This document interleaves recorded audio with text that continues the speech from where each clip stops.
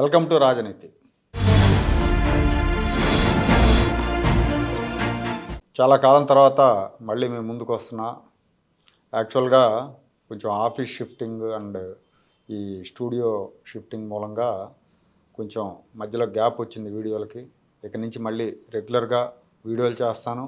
మీరు గతంలో ఆదరించినట్టుగానే రాజనీతిని ఆదరించాలని మీ అందరినీ కోరుకుంటున్నాను. ఇవాళ టాపిక్ ఏంటంటే రఘురామకృష్ణరాజు గారి అరెస్టు, ఆ తర్వాత చిత్రహింసల వ్యవహారంలో ఆయన ప్రభుత్వం మారిన తర్వాత రాష్ట్రంలో ఫిర్యాదు చేశారు గుంటూరు నగరంపాలెం పోలీస్ స్టేషన్లో. తన మీద జగన్ ఆదేశాల మేరకు సిఐడి పోలీసులు హత్యాయత్నం చేశారని చెప్పి. సో ఈ కేసులో A1గా అప్పటి ఇంటెలిజెన్స్ చీఫ్ సీతారామాంజనేయులు, A2గా సిఐడి చీఫ్ సునీల్ కుమార్, A3గా సీఎం జగన్మోహన్ రెడ్డి, A4గా ఈ కేసులో దర్యాప్తు అధికారిగా ఉన్న అడిషనల్ ఎస్పీ విజయపాల్, A5గా గుంటూరు ప్రభుత్వ ఆసుపత్రి సూపరింటెండెంట్ ప్రభావతి. వీళ్ళ పేర్లు మెన్షన్ చేశారు ఆయన. సో ఆ మేరకు కేసు కట్టారు. ముందు విజయపాల్ని పోలీసులు అరెస్ట్ చేశారు.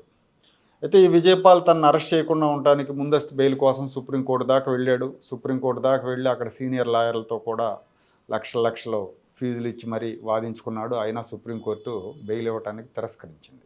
సో విజయపాల్ని ఈ అరెస్టుకు ముందు కూడా విచారించారు చాలాసార్లు, కానీ ఆయన ఏ సమాధానం చెప్పలేదు.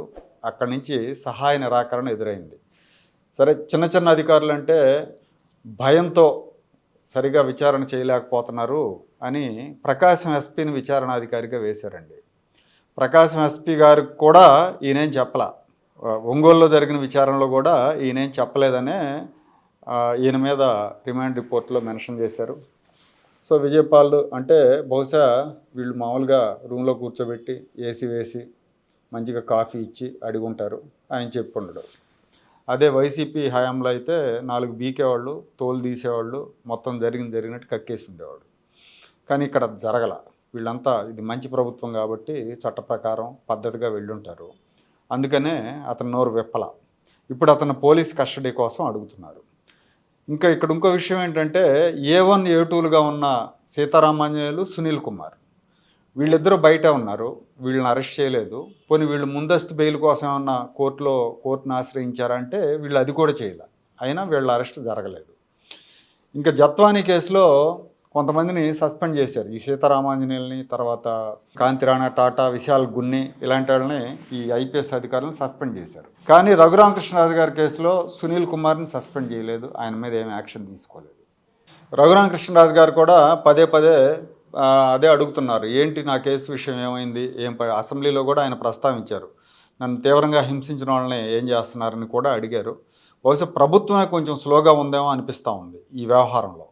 అందుకే సునీల్ కుమార్ గారు కూడా ఆయన చాలా ధైర్యంగా స్టేట్మెంట్లు కూడా ఇస్తున్నారు.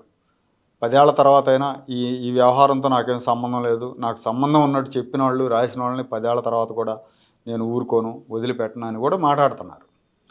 సో అంటే గత ప్రభుత్వంలో అయితే ఇలా ఉండదు. మీరు ఒకసారి 5 ఏళ్ళు ఏం జరిగింది, ఎలా జరిగింది అనేది చూస్తే ఎవరో కూడా ప్రభుత్వానికి వ్యతిరేకంగా నోరెత్తడానికి భయపడ్డారు. కానీ ఇవాళ ఎవరికి వాళ్ళే స్వేచ్ఛ మంచిదే, కానీ మితిమీరిన స్వేచ్ఛ కూడా మంచిది కాదు. అరాచకాలు చేసిన వాళ్ళకి శిక్షలు పడాలి, కానీ ఆ క్రమం చాలా స్లోగా ఉందనేది అందరినీ అసంతృప్తికి గురి చేస్తూ ఉంది. ఇక్కడ రఘురామకృష్ణరాజు గారు పదే చెప్పారు ఏమని, ఆ రోజున ఆయన్ని టార్చర్ చేసిన రోజు రాత్రి డ్యూటీలో ఉన్న సిబ్బందిని బయటికి పంపించేసి వేరే వాళ్ళని తీసుకొచ్చి కొట్టించారని చెప్తా ఉన్నారండి. ఈ వేరే వాళ్ళల్లో ప్రైవేటు వ్యక్తులు కూడా 3 ఉన్నారంట. వీళ్ళల్లో కొంతమంది కొట్టారు, ఒకరేమో వీడియో తీస్తూ ఉన్నారు అని కూడా ఆయన చెప్పారు. తర్వాత ఇంకో విషయం ఆయన ఏం చెప్పారంటే, ఈ విధుల్లో ఉన్న సిబ్బంది కాకుండా సునీల్ కుమార్ పర్సనల్ సిబ్బంది, అంటే పర్సనల్ డ్రైవర్, లేదంటే ఆయన దగ్గర పర్సనల్గా పనిచేసే వాళ్ళు ఉంటారు సిఐడిలోనే, వాళ్ళు ఈ ప్రైవేట్ వ్యక్తులు కొట్టారని రఘురామకృష్ణరాజు గారు చెప్తా ఉన్నారు. ఆయన కొన్ని సంచలనాత్మకమైన విషయాలు చెప్పారు. మరి ఈ విషయంలో ప్రభుత్వం ఎలాంటి చర్యలు తీసుకుంటుందో కూడా చూడాలి. ఎందుకంటే మామూలుగా సామాన్యుల్ని పోలీస్ స్టేషన్లో చిత్రహింసలు పెట్టడం మనం చూసాం, కానీ ఒక ఎంపీని దారుణంగా కొట్టి దాదాపు చంపేసినంత పని చేశారు. అయినా కూడా ఆ రోజు ఆ ప్రభుత్వం పట్టించుకోలేదు, కేంద్రం కూడా పట్టించుకోలే. లోక్సభ స్పీకర్కి కూడా ఫిర్యాదు చేశాడు రఘురామకృష్ణరాజు గారు, అయినా ఆయన కూడా పట్టించుకోలే. ప్రభుత్వం మారిన తర్వాతే కేసు నమోదు చేశారు. ఇప్పుడు కొంచెం కదలిక వచ్చింది దీనిలో.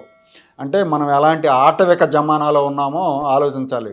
గల్లీ నుంచి ఢిల్లీ దాకా ప్రభుత్వాలన్నీ అలాగే ఉన్నాయి. బయట నుంచి వచ్చిన వ్యక్తులు ఒక ఎంపీని ఆ రకంగా కొట్టడం అంటే వీళ్ళది ఎంత దుస్సాహసం అనుకోవాలి. రఘురామకృష్ణరాజు గారు స్వయంగా చెప్పిన మాటల్లో ఆయనే చెప్పారు, మంచానికి కట్టేశారు ఆయన్ని. రెండు కాళ్ళని రెండు వైపులా కట్టేశారు. కట్టేసిన తర్వాత రబ్బర్ బ్యాట్లు, వెదురు కర్రలు వీటితో అరికాళ్ళ మీద కొట్టారు. కొట్టిన వాళ్ళిద్దరూ ప్రైవేటు వ్యక్తులే అని చెప్పారు ఆయన. వాళ్ళు మొహానికి కర్చీఫ్లు కట్టుకున్నప్పటికీ నేను వాళ్ళని గుర్తించగలనని చెప్తున్నారు ఆయన. వెదురు కర్రతో, రబ్బర్ లాఠీతో అరికాళ్ళ మీద 5 రౌండ్లు కొట్టారంట. 5 రౌండ్లు అంటే ఒక్కొక్క రౌండ్కి 20 నుంచి 25 దెబ్బలంట. 5 రౌండ్ల కంటే 100 నుంచి 125 దెబ్బలు ఆయన కొట్టారు. తర్వాత ఒక అతి భారీ కాయుడు, ఒక 100-110 కేజీలు ఉన్న వ్యక్తి వచ్చి గుండెల మీద కూర్చొని గుద్దా అంట. గుండెల మీద కూర్చున్నాడు. ఆ బరువుకి, ఆ తీవ్రతకి మంచం కూడా ఇరిగిపోయిందంట. అంటే ఆయన అప్పటికే బైపాస్ సర్జరీ చేయించుకొని 3-4 నెలలు అయింది. గుండెల మీద కూర్చొని గుద్దారంటే చంపే ఉద్దేశంతోనే గుద్దుంటారు. ఆ వ్యక్తిని కూడా గుర్తుపడతానని చెప్తున్నారు. ఈ ముగ్గురు కూడా అప్పటి సిఐడి చీఫ్ సునీల్ కుమార్కి చాలా సన్నిహితులు. సునీల్ కుమార్ పేరును వాడుకొని సునీల్ కుమార్ తరపున దందాలు చేశారన్న ఆరోపణలు ఉన్నాయి, వసూళ్లు చేశారన్న ఆరోపణలు ఉన్నాయి. వీళ్ళల్లో ఒకరు కృష్ణా జిల్లాలో ఒక అతి ముఖ్యమైన నియోజకవర్గంలో ఎమ్మెల్యేకి షాడో ఎమ్మెల్యేగా ఉన్నాడు, అతి ముఖ్యుడిగా ఉన్నాడు. ఆ నియోజకవర్గంలో ఆయన చక్రం తిప్పుతున్నాడు. ఆయన చెప్పిందే వేదం. ఆయనకు తెలియకుండా అక్కడ ఏ నియామకాలు జరగవు. ఆయన పేరే తులసి. ఈయన కూడా స్వయంగా నియోజకవర్గంలో చెప్పుకున్నాడని చెప్పి ప్రచారం కూడా జరిగింది. రఘురామకృష్ణరాజు నేనే కొట్టాను గుండెల మీద కూర్చొని కూడా చెప్పుకున్నాడని అంటారు. కానీ విచిత్రంగా ఆయన ఇవాళ తెలుగుదేశం ఎమ్మెల్యేకి రైట్ హ్యాండ్ అనమాట. తెలుగుదేశం ఎమ్మెల్యే రాము వైఫ్ వచ్చేసి సునీల్ కుమార్కి దూర బంధువు అని చెప్తున్నారు. బహుశా ఆ రిలేషన్తోనే ఇక్కడికి వచ్చి ఉంటాడనేది కూడా ఒక ప్రచారం జరుగుతూ ఉంది. ఇంకో వ్యక్తి గౌరీశంకర్ అని ఆయన అని చెప్తున్నారు. రఘురామకృష్ణరాజు గారి మాటలో చెప్పాలంటే ఆయన గౌరీశంకర్. ఆయన ఈ ఫైబర్ నెట్ కేసులో తెలుగుదేశం పార్టీ పెద్దల మీద కేసు నమోదు చేయడంలో చాలా కీలకంగా వ్యవహరించారు. ఆ రోజున వైఎస్ఆర్ కాంగ్రెస్ పార్టీ తరఫున ఆయన సునీల్ కుమార్ని అడ్డం పెట్టుకుని కేబుల్ వ్యాపారంలోకి ప్రవేశించారు ఆ రోజున. అదే వ్యక్తి తెలుగుదేశం పార్టీ కూటమి అధికారంలోకి వచ్చిన తర్వాత లోకేష్ గారిని కలిసి పుష్పగుచ్చం ఇచ్చారు, ఫోటోలు దిగారు. దాని మీద పెద్ద ఎత్తున విమర్శలు వచ్చినప్పుడు ఆయన ఎన్నికలకు ముందు మనకి చాలా సపోర్ట్ చేశారు, అక్కడి నుంచి చాలా విషయాలు ఇక్కడ చెప్పారు, అందుకని మేము అవకాశం ఇచ్చామని చెప్పి తెలుగుదేశం పార్టీ అధిష్టానం సమర్థించుకుంది. సరే, ఎన్నికలకు ముందు అక్కడ విషయాలు ఇక్కడ చెప్పినోడు రేపు ఇక్కడ విషయాలు అక్కడ చెప్పడానికి గ్యారంటీ కూడా ఏముండదు. అయినా కానీ అతనికి ప్రయారిటీ ఇచ్చారు. అతని వాళ్ళ కేబుల్ వ్యాపారంలో మిగతా పోటీగా ఉన్న కేబుల్ సంస్థలన్నింటిని కూడా ఎంఎస్ వాళ్ళని అందరిని కూడా బెదిరిస్తున్నట్టుగా ఆరోపణలు ఉన్నాయి. చాలా నియోజకవర్గాల్లో లోకేష్ ఆఫీస్ పేరు చెప్పి ఎమ్మెల్యేల దగ్గరికి వెళ్ళిపోయి ఎమ్మెల్యేల సహకారంతో అప్పటి వరకు పాతుకుపోయిన ఎంఎస్ వాళ్ళని బెదిరించడం, లేదంటే వాళ్ళ వైర్లు కట్ చేయించడం లాంటివి జరుగుతూ ఉన్నాయని చెప్పి ఆరోపణలు ఉన్నాయి. లోకేష్ ఆఫీస్ పేరు చెప్పుకొని తన వ్యాపారాన్ని విస్తరించుకుంటున్నాడని చెప్పి చెప్తా ఉన్నారు. విజయవాడలో ఒక ప్రముఖ ఎంఎస్ఓ, ఒక పేరొందిన అతి పురాతనమైన చాలా కాలం నుంచి రంగంలో ఉన్న ఒక ఆయన మాటల్లో చెప్పాలంటే ఇది వైఎస్ఆర్ కాంగ్రెస్ పార్టీ రౌడీ రాజ్యమా లేకపోతే చంద్రబాబు నాయుడు గారి పరిపాలన అర్థం కాకుండా ఉంది అని ఆయన అన్నారంటే పరిస్థితి తీవ్రతను అర్థం చేసుకోవాలి. అట్లాగే మూడో వ్యక్తి చంద్రశేఖర్ అని ఉన్నారు. ఆ చంద్రశేఖర్ అనే ఆయన గురించి పూర్తి వివరాలు తెలియవు. ఈ ముగ్గురు తీవ్రంగా హింసించారు. కానీ వీళ్ళ ఇద్దరు తెలుగుదేశం పార్టీలో ప్రముఖ నాయకులుగా ఉన్నారు. తెలుగుదేశం పార్టీ నాయకులతో అంటగవుతున్నారు. ఈ విషయం రఘురామకృష్ణరాజు గారు స్పష్టంగా చెప్తా ఉన్నారు.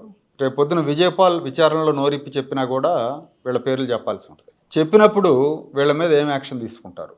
వీళ్ళ మీద యాక్షన్ తీసుకుంటే వీళ్ళ గాడ్ ఫాదర్లుగా ఉన్న నాయకులు ఊరుకుంటారా? ఒకవేళ వాళ్ళ ఒత్తిడికి లొంగి వీళ్ళ మీద యాక్షన్ తీసుకోకపోతే రఘురామకృష్ణరాజు గారు ఊరుకోరు. అట్లాగే తెలుగుదేశం క్యాడర్ కూడా ఊరుకోదు. ఎందుకంటే కార్యకర్తలది ఇలాంటి వాటిని ఇప్పటికే చాలా అసంతృప్తిగా ఉన్నారు. కొన్ని విషయాల్లో ఈ ప్రభుత్వం వైసీపీకి అంటగాగి వైసీపీ తరపున రాజకాలు చేసిన వాళ్ళ విషయాల్లో ఈ ప్రభుత్వం మెతక వైఖరితో ఉందనే అసంతృప్తితో ఉన్నారు. ఇలాంటి సమయంలో ఇది కూడా బయటకు వస్తే అది చాలా ఇబ్బందికరమైన అంశం అవుతుంది పార్టీకి. ఎందుకంటే రఘురామకృష్ణరాజు గారు వదలరు. ఆయన రేపు పొద్దున్నే చాకరీ మొదలు పెడతారు వీళ్ళ మీద యాక్షన్ తీసుకోకపోతే. అది నెగిటివ్ తీసుకొస్తుంది. గతంలో మనకి ఎట్లా తెలుగుదేశం పార్టీకి కాంగ్రెస్ పార్టీకి లేదా తెలుగుదేశం పార్టీకి వైఎస్ఆర్ కాంగ్రెస్ పార్టీకి ఒక స్పష్టమైన విభజన రేఖ ఉండేది. ఎవరో అరకొర కొంతమంది మాత్రమే పార్టీ మారటం, వాళ్ళు కూడా జెన్యూన్ అయితే చేర్చుకోవటం జరిగేది. కానీ ఈసారి అట్లా లేదు. 2024 ఎన్నికలకు ముందే చాలామంది వైసీపీ వాళ్ళంతా కూడా మార్పును గమనించి తెలుగుదేశం పార్టీలో చేరారు, కొంతమంది జనసేన పార్టీలో చేరారు. వీళ్ళు అరాచకం చేసిన వాళ్ళు ఉన్నారు, మంచి వాళ్ళు ఉన్నారు, చాలామంది ఉన్నారు. కొంతమంది రాకను తెలుగుదేశం క్యాడర్ హర్షించింది, కొంతమంది రాకను నిరసించింది.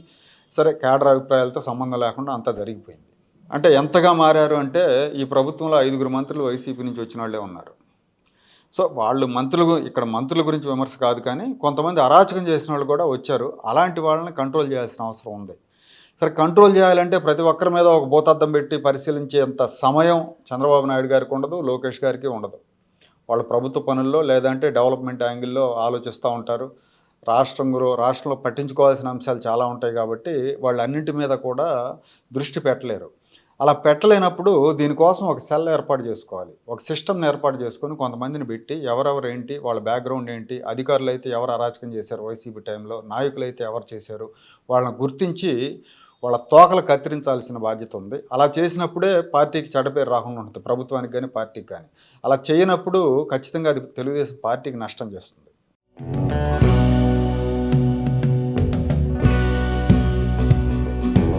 Like, share and subscribe to Rajaniti channel.